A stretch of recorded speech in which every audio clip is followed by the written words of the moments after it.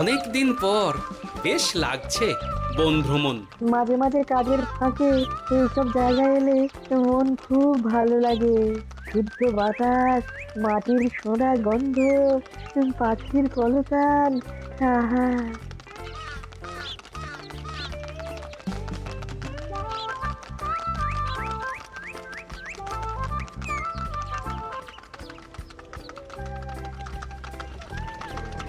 মহারাজের রথ থামছে। আমরা এইখানে বসে আজ রাজকার্য পরিচালনা করব। মন্ত্রী, তুমি ঝটপট এখানে বসার বন্দোবস্ত করে দাও। আমি এক্ষুনি ব্যবস্থা করে দিচ্ছি মহারাজ। এই এখানেই আমাদের বসার জন্য ছাউনি করে দাও। এক্ষুনি করে দিচ্ছি মন্ত্রী মশাই। এরা বসার জায়গাটা করে দিক, ততক্ষণ আমরা একটু হেঁটে আসি।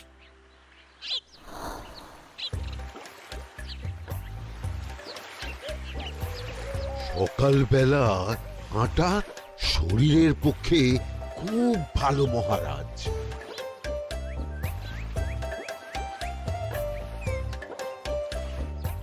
আগেকার দিনে রাজা মহারাজরা এই সব বনে মৃগয়া করতে আসতেন। মৃগয়া একদম ভালো নয় মন্ত্রী। তুমি জঙ্গলে আসছো অন্য প্রাণীদের মারতে। কেন মারবে? ওরা তো তোমার কোনো ক্ষতি করেনি। না, তা করেনি, কিন্তু তখন ওটা রাজা মহারাজাদের খেলা ছিল। শুনেছি আপনার প্রপিতামহ খুব ভালো বাঘ শিকার করতেন, অনেক বাঘ মেরেছেন।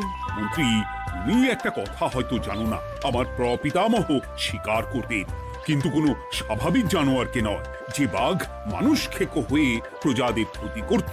আমার প্রপিতামহ সেই সমস্ত বাঘদেরই মারতেন। এছাড়া উনি বন্য প্রাণী সংরক্ষণ করতে বড়ই ভালোবাসতেন।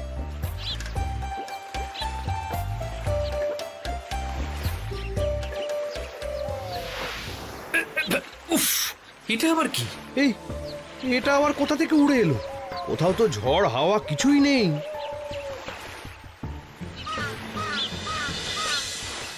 একটা ধাঁধা মহারাজ, এই কাগজে লেখা। ধাঁধা পড়ো দেখি।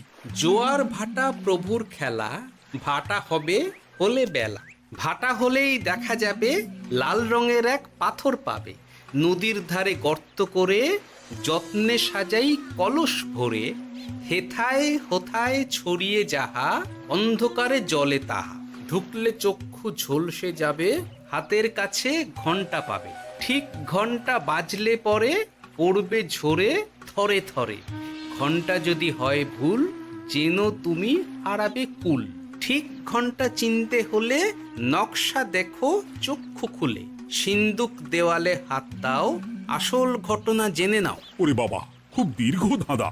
তা মন্ত্রী, তুমি কিছু বুঝলে? এটা একটা গুপ্তধনের নকশা। এর মধ্যে গুপ্তধন কোথায় আছে তার একটা ধারণা দেওয়া আছে। গুপ্তধন? ওটা আমাকে পেতেই হবে, পেতেই হবে। দেখি দেখি একবার কাগজটা দাও। গোপাল, কাগজটা আগে আমার হাতে দাও, দেখি ভালো করে। এখন নদীতে জোয়ার চলছে গোপাল। একটু পরেই ভাটা শুরু হবে। হ্যাঁ, ভাটা না হলে কিচ্ছু বোঝা যাবে না। এখানে স্পষ্ট লেখা আছে, ভাটা হলেই দেখা যাবে লাল রঙের এক পাথর পাবে। তার মানে আমাদের ভাটা হওয়া পর্যন্ত অপেক্ষা করতে হবে। না, সময় নষ্ট না করে ধাঁধাটার সমাধান করতে শুরু করি। ভাটা হলে একটা লাল রঙের পাথর দেখা যাবে, এই পর্যন্ত পরিষ্কার আছে। বুঝতে হবে ওর পর থেকে। পড়ো গোপাল, চলো আমরা সবাই বুদ্ধি লাগাই। নদীর ধারে গর্ত করে যত্নে সাজাই কলস ভরে। এটার অর্থ ধাঁধাটা মাথায় বসিয়ে নিয়েছি, এবার কে কি বলবে সেটা শুনতে হবে। চলো গোপাল, আমরা ধাঁধা যেমন যেমন বলেছি তেমন তেমন ভাবেই চলি। চলুন মহারাজ, এখন আমাদের দেখতে হবে লাল পাথর। কোথায় আছে লাল পাথর? চলো চলো সবাই, চোখ কান খুলে আমরা নদীর পাড় ধরে হাঁটি। আমি একটু তফাতে হাঁটি। গুপ্তধন আমাকে একা পেতে হবে। ভাটা হলেই দেখা যাবে লাল রঙের এক পাথর পাবে। আমাকে চোখ কান খোলা রাখতে হবে। লাল পাথর, নদীর চড়ায় লাল পাথর দেখতে হবে। লাল পাথর, লাল পাথর। ওটা কি? এই তো লাল পাথর, লাল পাথর। ওরা অনেকটা এগিয়ে গেছে, ওদের আমার দিকে নজর নেই। এই সুযোগ একা একা গুপ্তধন নিয়ে পালাবো। আহ, এ, এ।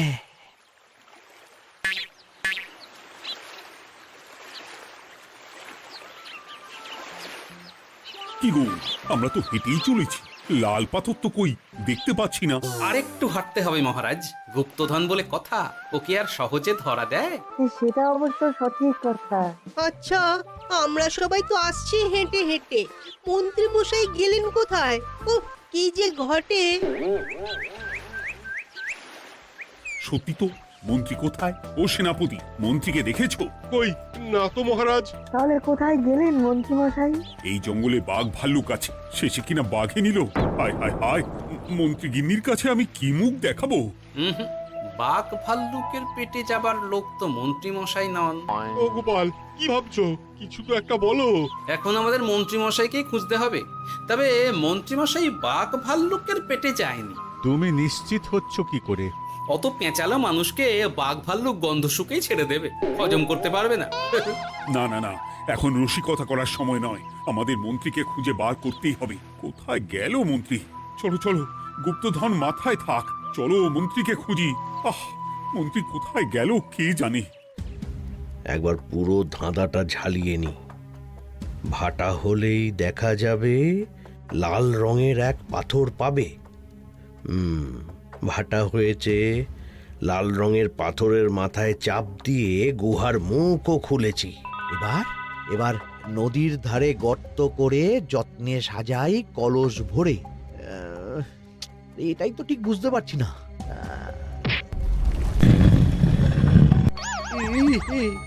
এই রে, এবার কি হবে? হ্যাঁ মহারাজ, কোথাও একটা আওয়াজ হলো। এই, আওয়াজটা কোন দিক থেকে হলো? চলুন সামনে এগিয়ে যাই। আমার মনে হয় আওয়াজটা সামনের দিক থেকে এলো। আমারও তাই মনে হলো। তবে কি মন্ত্রী মশাই লাল পাথরের হদিশ পেয়ে গেছেন? আমাদের চোখে পড়লো না, অথচ মন্ত্রী মশাইয়ের চোখে পড়ে গেল। আসলে আমরা কথা বলতে বলতে গেছি, তাই নজরে পড়েনি। মন্ত্রী মশাই একা একা আমাদের পেছন পেছন আসছিলেন। উনি ইচ্ছে করেই আমাদের পেছনে পেছনে আসছিলেন। নিজে একা গুপ্তধন নিয়ে যেতে চেয়েছিলেন, এখন কোথায় আছেন কে জানে।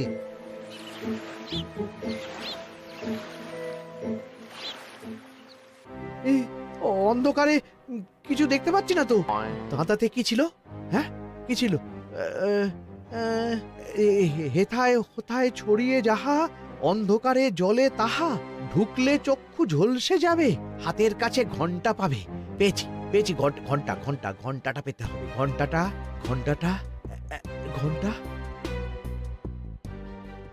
ভাটা হলেই দেখা যাবে লাল রঙের এক পাথর পাবে, নদীর ধারে গর্ত করে যত্নে সাজাই কলস ভরে, হেথায় হোথায় ছড়িয়ে যাহা, অন্ধকারে জলে তাহা, ঢুকলে চক্ষু ঝলসে যাবে, হাতের কাছে ঘন্টা পাবে। ঠিক ঘন্টা বাজলে পরে পড়বে ঝরে থরে থরে, ঘন্টা যদি হয় ভুল যেন তুমি হারাবে কুল। ঠিক ঘন্টা চিনতে হলে নকশা দেখো চক্ষু খুলে, সিন্দুক দেওয়ালে হাত দাও, আসল ঘটনা জেনে না। এবারে ভালো করে ঠান্ডা মাথায় ভাবতে হবে। ভাটা হলেই দেখা যাবে লাল রঙের এক পাথর পাবে। সেই লাল পাথরটাই তো খুঁজে পাওয়া যাচ্ছে না, অথচ মন্ত্রী মশাই খুঁজে পেলেন। আওয়াজটা কোথা থেকে আসছিল? এই কাছে পিঠে এই কোথা থেকে আওয়াজটা আসছিল।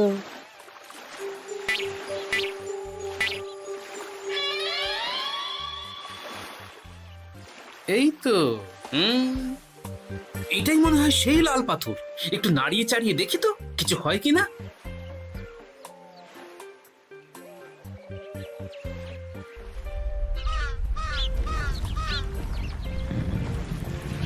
এই তো, কাজ হয়েছে। এই তো সুড়ঙ্গ। আপনারা নিচে নামুন।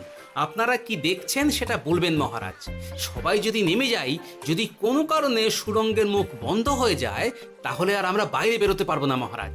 গোপাল ঠিকই বলেছে, আমরা দুজন বাইরে থাকি। মহারাজ আর একটা কথা, কোনো ঘন্টায় হাত দেবেন না, মনে আছে তো? ঘন্টা যদি হয় ভুল, যেন তুমি হারাবে কুল। ওরে বাবা, এই বয়সে আর কুল হারাতে চাই না। ঠিক আছে, তোমার কথাই অক্ষরে অক্ষরে পালন করব। দেখি এই সুরঙ্গে মন্ত্রীমশাইকে দেখতে পাই কিনা। চলুন মহারাজ, সুরঙ্গে নামি। সবাই সাবধানে নামো।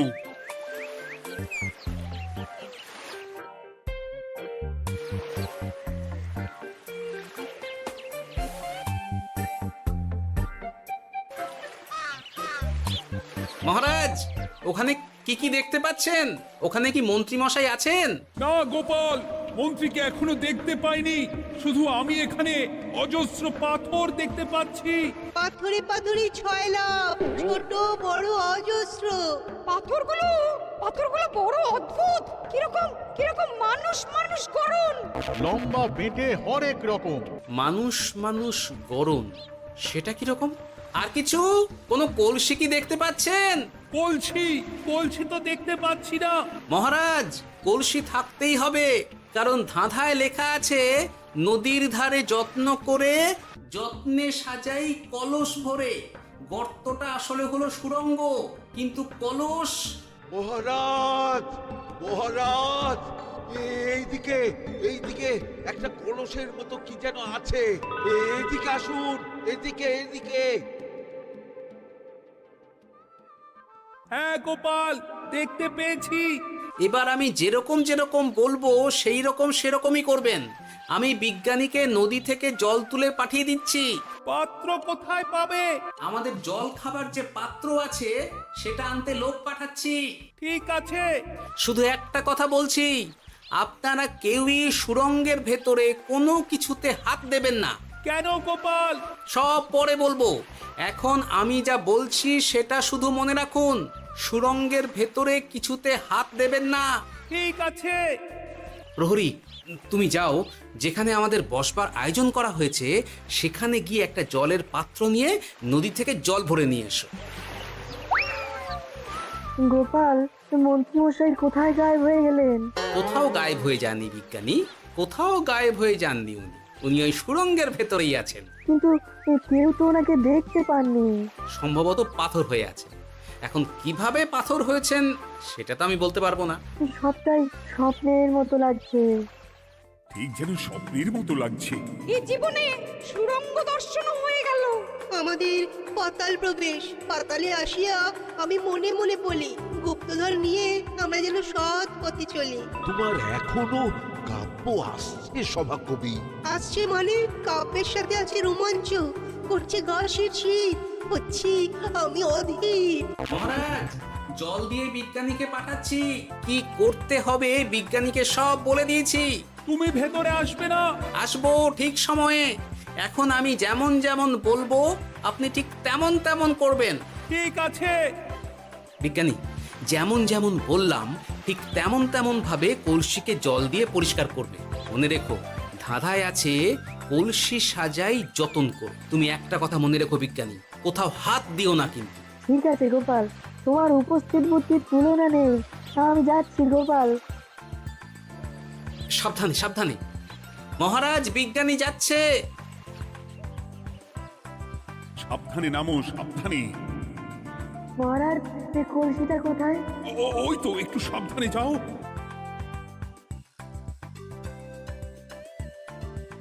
বিজ্ঞানী, কলসির দেখা পেয়েছো? পেয়েছি পেয়েছি পেয়েছি। এবারে কলসিটাকে ভালো করে জল দিয়ে ধুয়ে দাও। কলসির আলোয় সুড়ঙ্গ আলোকিত গোপাল। এরপর কি? ভালো করে দেখুন মহারাজ, কোথাও ঘন্টা দেখতে পাচ্ছেন কিনা। ঘন্টা একটা তো নয়, সার সার ঘন্টা, অনেকগুলো ঘন্টা। সাবধান, ঘন্টায় হাত দেবেন না, শুধু দেখুন।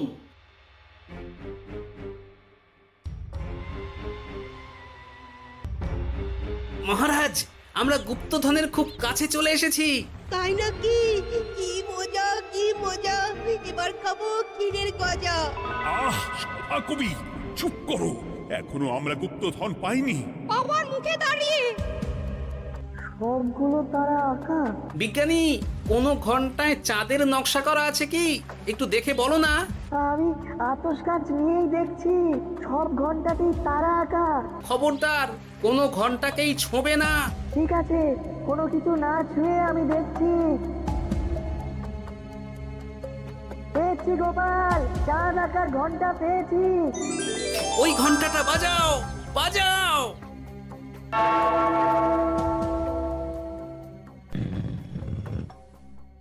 গুপ্তধন পেয়েছেন মহারাজ? বাঁচাও বাঁচাও বাঁচাও।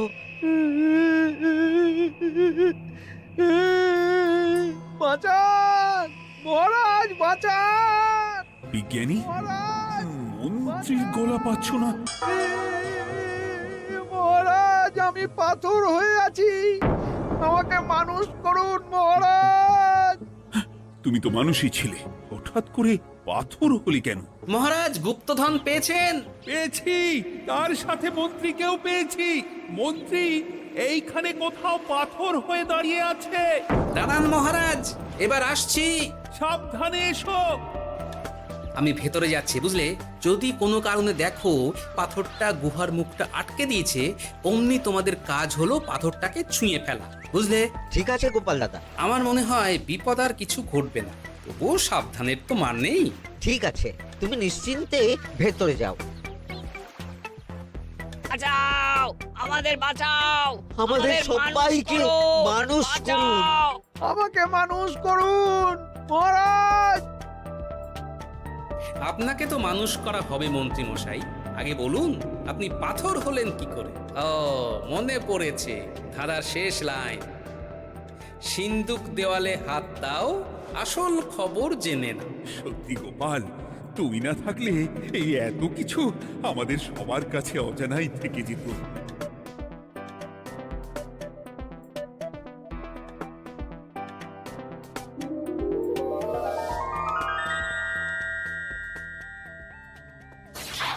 ধন্যবাদ আমাকে মুক্ত করার জন্য। আপনি কে? আমি যক্ষ। আমাকে এই ধন সম্পত্তি পাহারা দেওয়ার জন্য এক ডাকাত দলের সর্দার যক্ষ করে রেখেছিল। আমি 100 বছর ধরে এইখানে যক্ষ হয়ে আছি। আমি তোমার জন্য মুক্ত হলাম গোপাল। এই সম্পত্তি তোমার গোপাল। সম্পত্তি নিয়ে আমি কি করব? আমি এই সব সম্পত্তি মহারাজকে দান করলাম, রাজ্যের অনেক কাজ হবে এতে। তুমি ধন্য গোপাল, তুমি ধন্য। এবার আমার যাবার সময় এসেছে, আমাকে যেতে হবে। যাবার আগে এই পাথরগুলোকে মানুষ করে যান। এরা সব লোভী। আমি আমার সীমিত ক্ষমতায় এই গুপ্তধনের ধাঁধাকে এখানে যারাই ভ্রমণ করতে আসে তাদের হাতে তুলে দিই, কিন্তু কেউ এই ধাঁধার সমাধান করতে পারে না। সবার মনে লোভ কাজ করে, এই লোভ এদেরকে পাথর করে রেখেছে। পাথর হলো কি করে? একটা মানুষ এসে বুক ভরা লোভ নিয়ে আধা পুরো না জেনে পাথরে হাত দিলেই সে পাথর হয়ে যাবে। আমাদের আমাদের আমাদের ভুল ভুল হয়েছে, হয়েছে। আর লোভ আর করবো লোভ না, করবো না। আমাদের বাঁচাও। আমাকে মুক্ত করে দিন, আমার খুব ভুল হয়েছে মহারাজ, মুক্ত করে দিন আমায়। তুমি এখানে আগে এসেছিলে, তাই তো আগে এসে ভাবলে নিজেই একা একা গুপ্তধনকে হরপ করে দেবে। এদিকে তোমাকে না দেখতে পেয়ে আমাদের কত চিন্তা হচ্ছিল। যারা লোভী তারা কারো কথা ভাবে না, শুধু নিজের কথা ভাবে। আমাকে আর একটা সুযোগ দিন, আমি আর লোভ করব না মহারাজ। ও, তোমার কথার কোনো দামই নেই। না মহারাজ, আমাকে আমাকে আর একটা সুযোগ দিয়ে দেখুন, আমি আর লোভ করব না, আমাকে মানুষ করুন মহারাজ। আমাদের সবাইকে আমাদের মানুষ সবাইকে করুন। মানুষ করুন, দয়া দয়া করে করুন, দয়া মানুষ করুন। করুন। যক্ষরাজ, এদের আপনি ক্ষমা করে দিন। ঠিক আছে, তোমাদের আবার মানুষ করে দিচ্ছি। আহ আহ, বাঁচলাম বাঁচলাম। এই রকম বারবার বাঁচা যাবে না, কিন্তু এবার সাপ ব্যাং যাই হবে না কেন ওইভাবেই থাকতে হবে, এই আমি বলে দিলাম। এবার আমার মুক্তি। মুক্তি নেবার আগে আরেকটা প্রশ্ন, যে ডাকাত সর্দার তার সম্পত্তিকে রাখার জন্য আপনাকে যক্ষ বানিয়েছিল, এই সম্পত্তি তো তাদের, আমরা তো নিতে পারি না। লোভ বড় খারাপ গোপাল। অতিরিক্ত লোভ মানুষকে পশু করে দেয়। ওই ডাকাত দল এই সম্পত্তির জন্যে সবাই কাটাকাটি করে মরে গেছে, কেউ আর বেঁচে নেই। সুতরাং এই সম্পত্তিতে তোমার অধিকার আছে। এই সম্পত্তি তুমি গ্রহণ করো। নিলাম আমি, কিন্তু এই সম্পত্তি মহারাজকে আমি দান করলাম। ডাকাত দল জনগণের সম্পদকে লুটেই তো সম্পত্তি বানিয়েছে, তাই আমি জনগণের কাজে লাগবার জন্যই এই সম্পত্তি মহারাজকে দিলাম। গোপাল, তোমার জয় হোক। এবার তাহলে আমি যাই, তোমরা সবাই সুখে থেকো আর ভালো থেকো। গোপাল, তোমার তুলনা হয় না। তোমার ঋণ আমি কোনোদিন শোধ করতে পারবো না। তুমি কৃষ্ণনগরের জন্য যা করলে তা ইতিহাসে লেখা থাকবে। না মহারাজ, আমি এমন কিছু করিনি, এই কাজ সবাই করবে। জয় গোপালের জয়, জয় গোপালের জয়, জয় কৃষ্ণনগরের জয়।